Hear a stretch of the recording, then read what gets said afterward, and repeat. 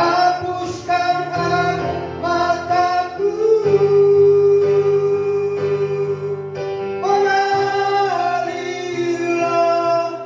kuasa Roh Kudus, mengalirlah di tempat ini, mengalirlah oh Roh Kudus. Dikatakan lagi, mengalirlah kuasa Roh Kudus, mengalirlah di tempat ini, mengalirlah oh Roh Kudus, pulihkanku di hidupku, sekali lagi di hidupku, di hidupku. Baik, hari ini kami bersyukur, kami sudah melewati Tuhan 10 hari doa pencurahan Roh Kudus. Dan hari ini kami merayakan kemenangan itu karena Engkau memberikan Roh-Mu kepada kami, sehingga kuasa Roh Kudus-Mu ada dalam kehidupan kami, sehingga kami mendapat kuasa. Bapa yang baik, kami buka hati kami, berbicaralah di dalam nama Tuhan Yesus, biar Roh-Mu saja yang terus berkuasa, berdaulat dalam kehidupan kami, sehingga waktu kami menyampaikan firman Tuhan, kami dipimpin oleh Roh Kudus, bukan karena hati dan pikiran manusia, tapi oleh karena Roh Tuhan. Apa yang baik, terpujilah nama-Mu, di dalam nama Tuhan Yesus kami berdoa, haleluya, amin. Para Rasul 2 ayat yang pertama sampai ayat yang ke-13. Saya membaca buat kita semua, Bapak Ibu perhatikan dengan baik. Saya mulai dari ayat yang pertama. Ketika tiba hari Pentakosta, semua orang percaya berkumpul di satu tempat. Tiba-tiba turunlah dari langit suatu bunyi seperti tiupan angin keras yang memenuhi seluruh rumah di mana mereka duduk. Dan tampaklah kepada mereka lidah-lidah seperti nyala api yang bertebaran dan hinggap pada mereka masing-masing. Maka penuhlah mereka dengan Roh Kudus, lalu mereka mulai berkata-kata dalam bahasa-bahasa lain, seperti yang diberikan oleh Roh itu kepada mereka untuk mengatakannya. Untuk itu, waktu itu di Yerusalem, diam orang-orang Yahudi yang saleh dari segala bangsa di bawah kolong langit. Ketika turun bunyi itu, berkerumunlah orang banyak. Mereka bingung karena mereka masing-masing mendengar rasul-rasul itu berkata-kata dalam bahasa mereka sendiri. Mereka semua tercengang-cengang dan heran. Lalu berkata, bukankah mereka semua yang berkata-kata itu orang Galilea? Bagaimana mungkin kita masing-masing mendengar mereka berkata-kata dalam bahasa kita sendiri, yaitu bahasa yang kita pakai di negeri asal kita? Kita orang Partia, Media, Elam, penduduk Mesopotamia, Judea dan Kapadokia, Pontus dan Asia, Frigia dan Pamfilia, Mesir dan daerah-daerah Libya yang berdekatan dengan Kirene, pendatang-pendatang dari Roma. Baik orang Yahudi maupun penganut agama Yahudi, orang Kreta dan orang Arab, kita mendengar mereka berkata-kata dalam bahasa kita sendiri tentang perbuatan-perbuatan besar yang dilakukan Allah. Mereka semuanya tercengang-cengang dan sangat termangu-mangu sambil berkata seorang kepada yang lain, apakah artinya ini? Tetapi orang lain menyindir mereka sedang mabuk oleh anggur. Katakan amin.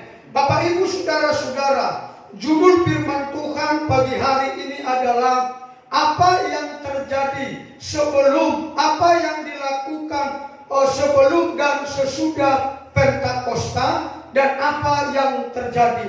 Nah saudara-saudara, sebelum Yesus naik ke surga, saya mereview, saya mengulang sedikit. Sebelum Yesus naik ke surga, dia memberikan pesan kepada murid-muridnya. Ya, dia memberikan pesan kepada murid-muridnya supaya murid-muridnya tidak meninggalkan Yerusalem, supaya mereka tidak meninggalkan Yerusalem sebelum mereka dipenuhi oleh Roh Kudus. Apa yang dilakukan oleh jemaat mula-mula atau para rasul sebelum Roh Kudus turun ke atas mereka atau sebelum terjadi Pentakosta? Bapak Ibu saudara-saudara, yang pertama yang mereka lakukan adalah mereka taat kepada perintah Yesus yang berkata jangan meninggalkan Yerusalem sebelum Roh Tuhan atau Roh Kudus turun ke atas kamu. Yang kedua yang mereka lakukan adalah mereka bersepakat berdoa. Mereka dengan tekun berdoa. Mereka dengan sehati berdoa. Mereka tidak tahu kapan akan dijawab doa-doa mereka, tetapi yang mereka lakukan dan yang mereka tahu adalah kalau Tuhan Yesus berjanji, maka firman itu akan digenapi. Demikian jemaat mula-mula dan para rasul itu. Mereka tidak tahu kapan Roh Kudus yang dijanjikan oleh Yesus itu akan dikirimkan kepada mereka. Tetapi dengan tekun mereka berdoa, sehingga pada hari yang ke-10 atau kita sebut dengan hari Pentakosta, Roh Kudus turun ke atas mereka. Roh Kudus mengurapi mereka, sehingga mereka menerima kuasa dan mereka menjadi saksi-saksi Kristus. Itu yang mereka lakukan sebelum hari Pentakosta, yaitu mereka taat akan perintah Tuhan. Mereka kembali dari Bukit Zaitun itu ke Yerusalem. Mereka berdoa bersepakat, sehati. Tidak ada yang, kalau bahasa kerennya, tidak ada yang protes. Tapi mereka dengan sehati. Mereka dengan tekun. Ya, walaupun belum ada kepastian berapa hari akan dijawab. Apakah 1 hari? Apakah 2 hari? Apakah 3 hari? Mereka tidak peduli kapan akan dijawab doa itu. Tetapi yang mereka tahu sekali lagi, kalau Tuhan berjanji, maka pasti akan digenapi. Katakan amin jemaat Tuhan. Maka itulah yang membuat mereka terus bertekun. Sehingga apa yang mereka percayai, yaitu janji Bapa itu benar-benar terjadi, yaitu terjadi di hari Pentakosta. Lalu kita akan melihat apa yang terjadi sesudah Pentakosta. Yang pertama adalah mereka semua dipenuhi Roh Kudus karena mereka bertekun dan sehati, sehingga mereka dipenuhi dan mendapat kuasa. Mari kita baca di dalam Kisah Para Rasul ayat yang ke-12 sampai ayat yang ke-14. Maka kembalilah rasul-rasul itu ke Yerusalem dari bukit yang disebut Bukit Zaitun, yang hanya seperjalanan Sabat jauhnya dari Yerusalem. Setelah mereka tiba di kota, naiklah mereka ke ruang atas tempat mereka menumpang. Mereka itu ialah Petrus dan Yohanes, Yakobus dan Andreas, Filipus dan Thomas, Bartolomeus dan Matius, Yakobus bin Alpeus dan Simon orang Zelot dan Judas bin Yakobus. Mereka semua bertekun dengan sehati dalam doa bersama-sama dengan beberapa perempuan serta Maria ibu Yesus dan dengan saudara-saudara Yesus. Mereka bertekun sehingga mereka diubahkan. Sesudah mereka kembali ke Yerusalem, mereka berdoa dengan sepakat dan sehati. Saya mengingat di dalam Yesaya 32 ayat yang ke-12 sampai ayat yang ke-17. Firman Tuhan berkata di sana, ratapilah ladangmu. Artinya adalah mari berseru kepada Tuhan, mari berdoa dengan sungguh-sungguh kepada Tuhan. Hasilnya waktu mereka berdoa bersungguh-sungguh ada di ayat 15 Yesaya 32, kebun atau padang gurun berubah menjadi kebun buah-buahan. Itu kata firman Tuhan. Saudara-saudaraku, kalau roh Tuhan ada dalam kehidupan kita, kalau Roh Kudus menguasai kehidupan kita, kesukaran ataupun ketidakmungkinan menjadi mungkin oleh karena pertolongan Tuhan bagi orang-orang yang percaya kepada Kristus. Katakan amin. Mari kita dengan tekun, mari kita dengan sehati. Jemaat Tuhan, jemaat Bukit Sion, mari berdoa bersama-sama dengan tekun, dengan sehati, dengan tekun, dengan sehati, meminta kepada Tuhan apa yang menjadi doa-doa GSDA Bukit Sion dan doa-doa pribadi keluarga demi keluarga. Bapak Ibu saudara-saudara, hanya dengan ketekunan, hanya dengan sepakat, maka Allah menjawab doa-doa kita. Itu yang dilakukan oleh jemaat mula-mula. Mereka tidak menghabiskan waktu dengan hal-hal yang tidak baik, tetapi dengan tekun mereka bersehati, mereka dengan bertekun berdoa. Saya percaya mereka pasti mengalami pergumulan. Saya percaya mereka pasti mengalami tantangan. Saya percaya mereka pasti mengalami ujian-ujian iman dalam kehidupan mereka. Tetapi mereka tidak mau dipusingkan oleh perkara-perkara dunia. Mereka hanya mau berdoa sampai janji Yesus itu tergenapi dalam kehidupan mereka. Katakan amin. Yang kedua, apa yang terjadi sesudah Pentakosta? Mereka menjadi pemberita Injil. Saudara-saudaraku, sebelum Yesus naik ke surga, waktu Yesus masih di dalam dunia ini, waktu mereka menghadapi gelombang atau angin topan yang sangat dahsyat, mereka berkata, binasa kita guru, binasa kita guru. Perkataan mereka adalah perkataan sia-sia, padahal mereka ada bersama-sama dengan Yesus. Tetapi yang menjadi luar biasa, syukur kepada Tuhan, waktu hari Pentakosta mereka berubah, mereka diubahkan. Datang tadinya mereka berkata binasa, artinya mereka takut. Hari ini mereka menjadi pemberani, mereka menjadi pemberita Injil. Sesudah hari Pentakosta, yang tadinya murid-murid Tuhan Yesus selalu mengharapkan kehadiran Yesus dan hanya melihat saja, Yesus melakukan pelayanan dan mengadakan mujizat-mujizat. Tetapi sesudah mereka dipenuhi Roh Kudus, sesudah Pentakosta terjadi, mereka menjadi orang-orang yang luar biasa. Mereka menjadi orang-orang pemberita Injil yang luar biasa. Dan bahkan terjadi mujizat-mujizat yang luar biasa. Dan banyak orang menjadi pengikut Kristus, menjadi petobat-petobat baru. Ada banyak orang yang menyerahkan dirinya untuk dibaptis. Ada banyak orang yang memberi dirinya menjadi pengikut Kristus.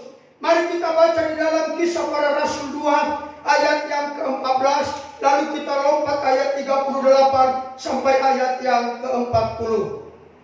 Maka bangkitlah Petrus, berdiri dengan ke-11 rasul itu sesudah Pentakosta ini ya, dan dengan suara nyaring dia berkata kepada mereka, hai kamu orang Yahudi dan kamu semua yang tinggal di Yerusalem, ketahuilah dan camkanlah perkataanku ini. Saudara-saudara, sebelum ayat 38, saya mengulangi ayat yang ke-14, dikatakan begini.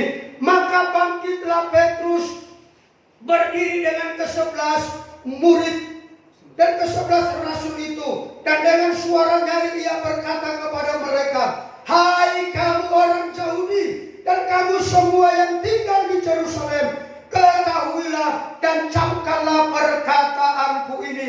Alkitab berkata, hai kamu semua yang tinggal di Yerusalem, tidak peduli mereka siapa saja yang ada di situ, tidak peduli mereka mau diapakan mereka, apakah mereka akan ditangkap, apakah mereka akan dilarang. Tetapi perhatikan, sesudah Pentakosta, rasul-rasul ini menjadi orang yang sangat luar biasa.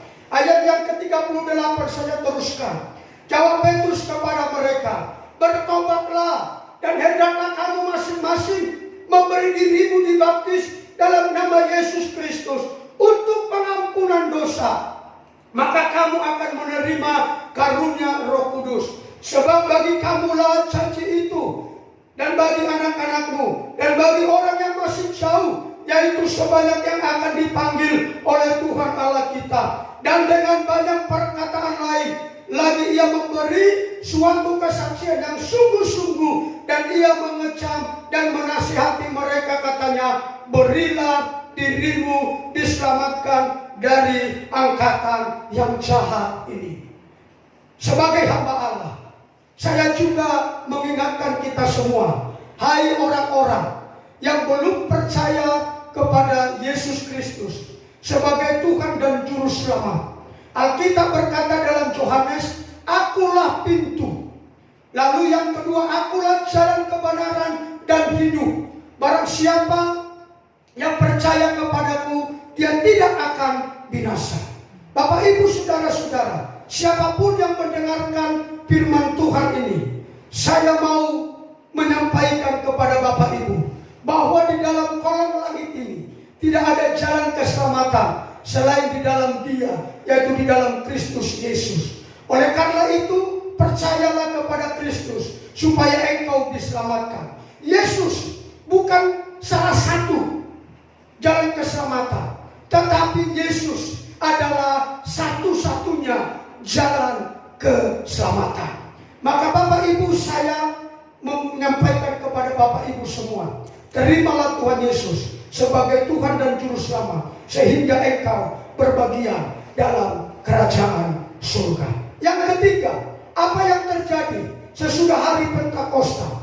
Jemaat menjadi orang yang tekun dalam pengajaran, dalam persekutuan, dan mereka selalu berkumpul. Mereka belajar firman Tuhan, mereka saling menguatkan, dan mereka memecahkan roti dan berdoa untuk diperlengkapi menjadi pemberita Injil. Kita baca di dalam Kisah Para Rasul 2 ayat 41 sampai ayat yang ke-43. Orang-orang yang menerima perkataannya itu memberi diri dibaptis, dan pada hari itu jumlah mereka bertambah kira-kira 3.000 jiwa. Mereka bertekun dalam pengajaran rasul-rasul dan dalam persekutuan, dan mereka selalu berkumpul untuk memecahkan roti dan berdoa. Maka ketakutanlah mereka semua, sedang rasul-rasul itu mengadakan banyak mujizat dan tanda-tanda heran. Bapak, Ibu, saudara-saudara, ini yang terjadi sesudah Pentakosta. Mereka atau rasul-rasul itu tidak hanya melihat lagi. Ya, waktu Yesus ada di muka bumi ini sebelum Yesus naik ke surga, mereka hanya melihat mujizat itu terjadi, dilakukan oleh Yesus. Bahkan ada yang kerasukan setan dibawa kepada murid-muridnya, mereka tidak sanggup untuk melepaskan orang itu dari kerasukan setan itu. Sampai Yesus berkata, hal ini tidak bisa dibebaskan hanya oleh karena dua, tetapi harus dengan berpuasa. Tetapi syukur kepada Tuhan, oleh karena Pentakosta yang kita alami hari ini, murid-murid itu tidak lagi melihat, tapi melalui kuasa Roh Kudus yang ada dalam kehidupan mereka, melakukan mujizat-mujizat dan tanda-tanda heran. Mereka manusia biasa, sama seperti kita, jemaat Tuhan. Maka mari kita berdoa, kita juga bisa melakukannya oleh karena pertolongan Tuhan. Kita semua bisa juga melakukan oleh kuasa Roh Kudus. Kalau rasul-rasul dan jemaat mula-mula bisa melakukan itu, percayalah bahwa kita juga bisa melakukan itu. Lalu apa yang akan kita lakukan sesudah kita melihat atau Pentakosta terjadi dalam kehidupan kita? Bapak Ibu, kita harus menjadi saksi Kristus. Kita harus menjadi saksi Kristus. Kita harus membawa kabar baik kepada semua orang. Seperti apa yang dikatakan Petrus, hai semua orang yang tinggal di Yerusalem. Artinya tanpa peduli tidak pilih siapa saja, semua kita harus ajak mereka percaya kepada Kristus. Mungkin melalui keluarga terlebih dahulu, mungkin melalui sahabat terlebih dahulu, mungkin melalui tetangga terlebih dahulu. Sampaikan kepada mereka. Jangan paksa mereka menjadi Kristen, jangan. Jangan paksa mereka masuk Kristen, jangan. Tapi sampaikan kabar baik bahwa Yesus adalah satu-satunya juru selamat. Bukan salah satu, tapi satu-satunya juru selamat. Ini yang harus kita sampaikan kepada mereka. Jangan paksa mereka menjadi masuk ke agama Kristen, tetapi berikan kepada mereka, tawarkan kepada mereka bahwa ada juru selamat satu-satunya dalam dunia ini, yaitu Yesus Kristus namanya. Itulah yang menyelamatkan kita, tidak ada yang lain. Sebab di dalam Alkitab dikatakan tidak ada keselamatan di kolong langit ini selain di dalam Dia, yaitu Yesus Kristus. Kita harus menjadi saksi. Keluargamu menjadi tanggung jawabmu, tetanggamu menjadi tanggung jawabmu. Semua kita punya tanggung jawab untuk menyampaikan kabar baik kepada semua orang dimanapun kita berada. Tuhan Yesus memberkati kita semua.